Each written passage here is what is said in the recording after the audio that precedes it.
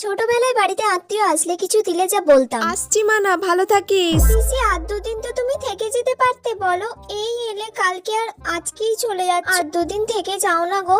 না রে মানা, আর থাকলে হবে না, এনে এটা রাখ। না না পিসি এইসব লাগবে না। আমি দিচ্ছি, রাখ। না আমাকে টাকা দিতে হবে না। না না রাখ। আরে পিসি ভালোবেসে দিচ্ছে, নে। আচ্ছা দাও।